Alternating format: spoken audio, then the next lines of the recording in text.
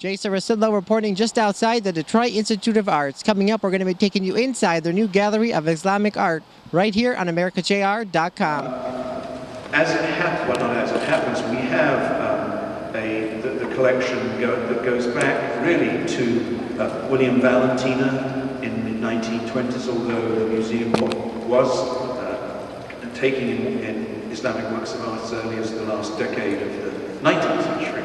But William Valentina came here with a particular penchant for Islamic art, and although he was a Rembrandt specialist above all, and also was friends with the German expressionists, had very broad tastes, he brought in some significant Islamic pieces, and they have been built on over the years. So, and our Islamic collection was on view in the space off the Kirby lobby, and has been for several decades. So the DIA has a long history of exhibiting Islamic art, and when this building opened, Islamic art was in two of the galleries, amongst other material, alongside the Rivera Court.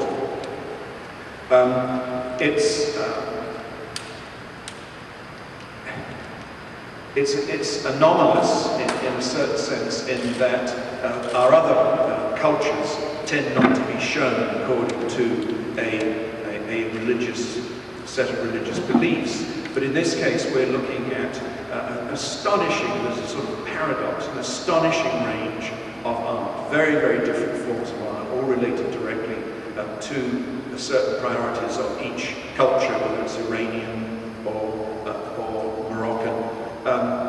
But that they were united by some shared attitudes towards art. And I suppose I shouldn't get into this because I'll make Heather wince. But the most famous one that I come across as a non-specialist is the notion that Islamic artists may not depict the human form. And this is not true. It's not something that comes from the Quran. It's a tradition that is adhered to by many and not adhered to by others. But that's only an example of the extraordinary variety that you get with the art produced in, as I say, China and elsewhere, by individuals who are united by a set of values rooted in a particular religion, Islam. So before I get myself into a complete knot and have to deny that I ever said it, I would like to introduce our specialist, the head of the Department of the Art of the Asian and Islamic Worlds and the Curator of Islamic Art, Dr. Heather Ecker.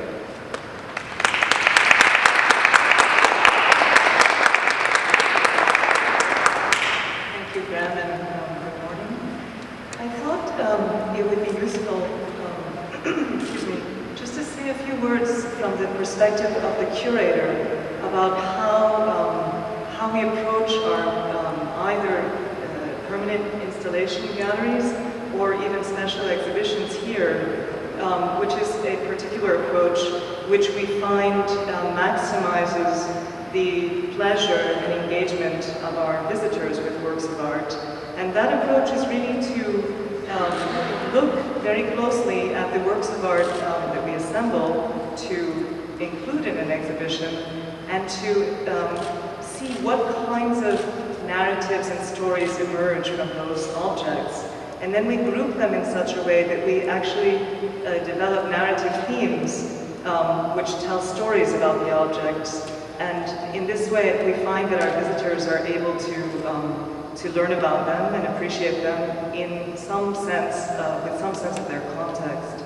So one of the overriding themes that I think that emerges in our gallery, even though our collection isn't the largest collection, is that the Islamic world, which is really this vast geographical region stretching from Spain in our galleries to India, really was sort of the central conduit of the known world for most of the period that we think of as the classical period of Islamic art, connecting East and West.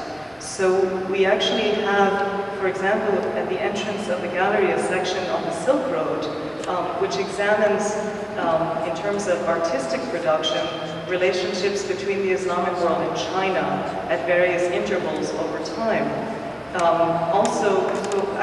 What I wanted to say is that in that section we actually include the work of Chinese art, and in another section, which is on the great empires which ruled over the Islamic world in the sort of 16th and 17th centuries, we have a section on Ottoman art. And the Ottoman Empire was not only vast, but also greatly connected to trade routes and commerce with Europe. And so we have a section on Iznik pottery, so pottery produced essentially for the Ottoman court, which was also widely traded in the Mediterranean. And we have on view an example of a dish which is done in a well-known style called the four-flower style. And then we show an Italian copy of that four-flower style and a Syrian copy of that style, and then also a late copy, a sort of later version of the Turkish, which shows the very long period of time during which this style had currency, so over 100 years, which is quite incredible in the pre-industrial age. Another section which deals with the Mediterranean between 1250 and 1500, looks at artistic conversations between the Eastern Mediterranean, the Mamluk Empire in the Levant coast and Egypt, and Spain at the time, and how different objects were copied or influenced the production of artistic, or luxury wares in other places. So that's kind of an overriding theme that I think that the Islamic Gallery has taken on and has expressed, and I hope that anyway you'll enjoy seeing that. So I think we'll just go back to Graham for a second.